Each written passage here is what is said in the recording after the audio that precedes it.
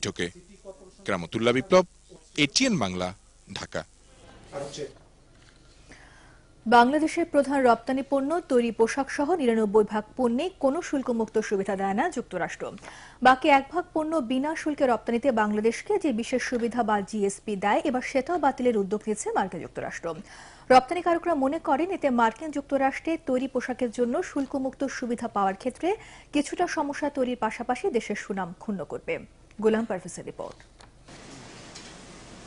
মার্কিন যুক্তরাষ্ট্রে বাংলাদেশের রপ্তানি করা পণ্যের প্রায় ৯৯%ই তৈরি পোশাক।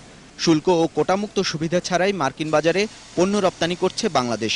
তবে প্রধান পণ্য তৈরি পোশাকে নতুন করে এই সুবিধা পেতে চেষ্টা চলছে। এমনিতেই গত কয়েক বছর প্রতিদ্বন্দ্বী দেশগুলোর তুলনায় মার্কিন বাজারে বাংলাদেশের পোশাক রপ্তানি কমেছে। ২০১২ অর্থ বছরে আগের বছরের তুলনায় মার্কিন বাজারে তুরস্কের রপ্তানি বেড়েছে শতকরা ২০%, ভিয়েতনামের ৭.৯% এবং কম্বোডিয়ার ৬.৪%। অথচ বাংলাদেশের বেড়েছে মাত্র ৩.৩৩%।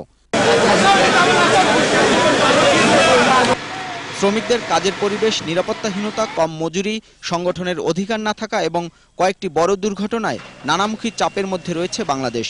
ডেমোক্র্যাট সমর্থিত যুক্তরাষ্ট্রের শ্রমিক সংগঠনের ফেডারেশন, এমএফএল, সিআইও সহ বিভিন্ন সংগঠন সেদেশের সরকারের উপর চাপ সৃষ্টি করেছে। Bangladesh is the cheapest place in the world to make apparel. The lowest wage is 21 cents an hour. 21 cents. The weakest regulations, the least attention to workplace health and safety. কয়েকজন সিনেটর, কংগ্রেসম্যান, আইনজীবী এমনকি সংবাদ মাধ্যমও সরব হয়েছে বাংলাদেশের তৈরি পোশাক খাতে কাজের ঝুঁকি ও কম মজুরির সমালোচনায়। Or in the future such things doesn't happen because so many scores of people died there. Those garment factories were making for the US manufacturers. We obviously always promote safety standards. এদিকে কাজের ঝুঁকি ও শ্রমিক সংগঠনের অনুমতির বিষয়ে সমঝোতা না হওয়ায় মার্কিন যুক্তরাষ্ট্রের সাথে ঝুলে আছে বাণিজ্য বিনিয়োগ কাঠামো চুক্তি বা টিকফা, যা নিয়ে কিছুটা হলেও অসন্তুষ্ট দেশটি। এরই ধারাবাহিকতায় গত ডিসেম্বরের শেষের দিকে বাণিজ্যমন্ত্রী ও পররাষ্ট্রমন্ত্রীকে চিঠি দিয়ে বাংলাদেশি পণ্যের শুল্কমুক্ত বাজার সুবিধা বাতিলের পরিকল্পনার কথা জানালো সে দেশের বাণিজ্য প্রতিনিধির দপ্তর।